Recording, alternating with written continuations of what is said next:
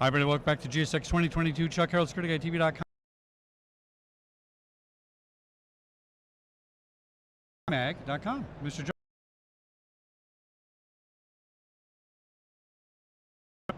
That sounds like a generic title, but it's not. It's not, because you know what? People don't do that.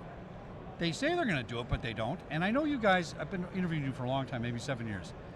This is kind of the core of your philosophy about things. Let's place our forward assets in a position where we're ready to respond to it and really do something that is going to impact us now. If we can solve the solution now, before it gets here, we're done.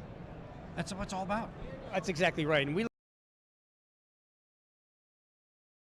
little things now, right? I mean, things got to get fixed every single day. But you're also looking at the 3 to setting up their investment, what their capital improvement program they're going to do with their programs. Now, has that window shrunk? I mean, I remember when I was doing this in corporate, it was like, you had a 3-year plan, 5-year, 10-year, 15-year. It's like a 6-month plan now you need. I mean, things are so crazy. Well, I think because technology is moving so fast. Right. I mean, think about it. AI in the security space wasn't really that big a couple years ago. No, so a 3 to 5 year horizon is a long time. People talked about it, but it really wasn't, and now it's here. Right. Yeah. So I think that's why they look at 3 to 5 years. They're looking for that 3 to 5 years though. If, let's say AI is a good example. They want to implement 3 to 5 years. They want to implement it, but at it. And a lot of companies, whether it's government, we got a big government contract, large corporations, Fortune 500, they're all giving us that 3 to 5 year, tell us what you're going to do over that time. Now, to ask what's new with AMAG and technology, it's to ask 5 minutes ago. Right. It exponentially goes forward fast. But what's on the drawing table? What maybe our customers saying, hey, you know, John, I had this a couple years ago. I want this latest thing. Is it here yet? What's going on with the customers? So let me tell you a little bit about what we've done and where we're going. So it's interesting, people call AMAG, a lot of people will call AMAG a legacy product. Well, it depends on how you look at legacy. Right. It's 40 years old, that's legacy. But as far as keeping up with technology, we've done that, right? The last couple of innovations we've done in the last 2 to 3 years has been moving a lot of our product into the cloud. Now our base access control system is not, but our visitor management, our identity management, our mobile app, those are all up in the cloud. So that's what we've been doing, right? That's where we're at now. The next iteration is really looking at how we take our product into the cloud from we have a thick client that's been around forever. We're now launching at this show, we're launching a web client. We've got a new advanced reporting tool. And then we've got what we call the Symmetry portal, which is bringing all of it together. But all of these things are going to allow us to have a thin client that works with our panels. And the panels will end up being somewhat the server. Right, back in the day, you needed a server for the application, you needed a server for the data. All that application stuff is going to be done with the panel. Oh. And then we'll have all of your on the edge or so you can firmware? It will absolutely be an edge. It's an edge appliance at this point. Yep. All right. And it's open. So the product that we have has an open API. Oh. We write to that open API to work with our systems, so you know it's going to work. Right. So that's where we're going with the product. And then we want to have a cloud data will be up there. So it's a bit of a hybrid, right? You're still going to have, but we are looking at having like I said, a web client as well as having all that data sitting on floppy drives took it out of here. What is that? You know, nobody got it, right? Right. So I get it. You're speaking to me like you're a black hat, like you're an IT guy. Right. And AMAG has always spoken that way, by the way. Right. Don't you have a challenge, though, in the, quote, physical security business to translate what you just said into usable, actionable information? Because the guy that's buying goes, his eyes roll up and say, on the edge, how does it work? You know, that's a challenge in our business, isn't it? Right, we absolutely do. And so what we've realized is our customer base is no longer just the integrator, right? It's not just the technical integrator, it's also the technician at the end user site who's different.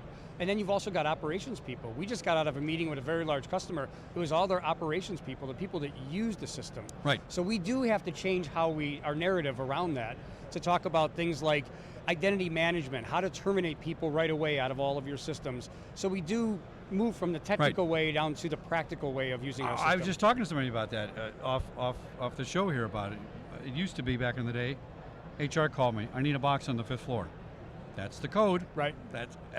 Now, so what do we used to do?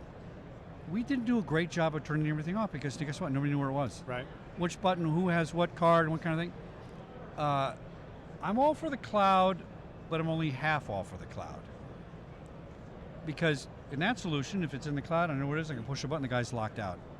On the other hand, it's vulnerable. Right? Talk to me about how you guys are handling that.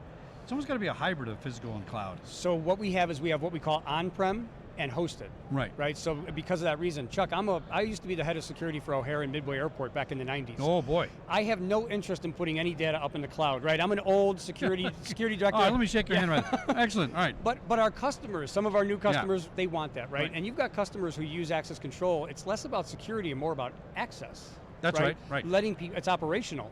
So they don't care about the data as much. That said, we realize that some customers are going to want to be on-prem, and so we have that solution exists today. And then we also understand, now when we say cloud, the data will be accessible up in the cloud, right? But we'll still have all the security features and everything at the head end to make sure that nobody can get into that system. I know on-prem is old school, but I've always told people when this first started, this discussion, that you better have a tin can and a wire. Yep. And they go, what are you talking about? I said, it's single point of failure. Yeah. The internet goes down, we're all toast, right? That's what are you exactly going to do?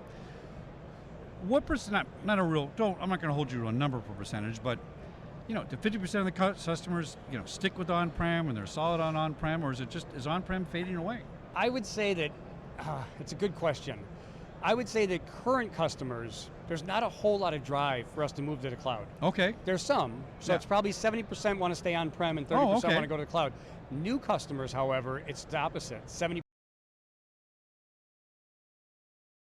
but a very large data center. They don't want to be in the cloud. A data center doesn't want to be in the cloud. Think about that. That's all you need to know about it. That's right. Wow.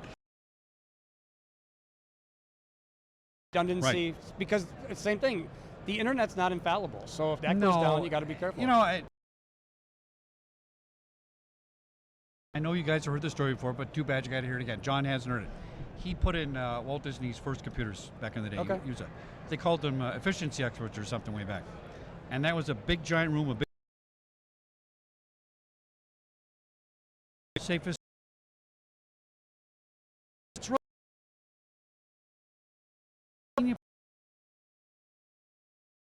Need to do it. So we got to come up with something that works. And I think this hybrid of, listen, the cloud's compromised, flip the switch, I'm on-prem, I'm fully operational, I have all my data there, double, triple redundancy is the way to go. Yep, agreed. And that's what a lot of customers, I mean, it's no different than a SOC having 3 electrical feeds, a backup generator, and and some kind of UPS. You've got to have those redundancies built in. What's new in technology with AMAG? Anything you want to foreshadow? No, look, we've got a lot of things we've had for a little bit. We've got the mobile credentials, we've got this new enterprise reporting tool, and then we've got the portal. The next step is to get we've got the new controller out. It's a great controller, it's an open controller, it's a truly open controller, right? We hear, I won't bash the competition, but there's competition out there that say that they have an open controller, but they won't give the API to anybody. How is that open? That's exactly right. Yeah. Our API, not only, like I said, we use it to write to our own software, so you know it's good, you know it's solid, and then it's open to anybody who wants to write to it. Fantastic. John Becker. Chuck, nice to meet you. Good to meet you, my friend. Thank you. Oh, here's your hardest question. Okay. What's your booth number? 2375. Kim, did you get it right? Where's Kim? 2375? Did you get it? The booth number? 2375? His booth. Oh, 2735. 2735, okay. There you go. Nobody's got it right today, so don't feel bad about it. Back in a minute here Come on see Security us. Guy TV. Come see him.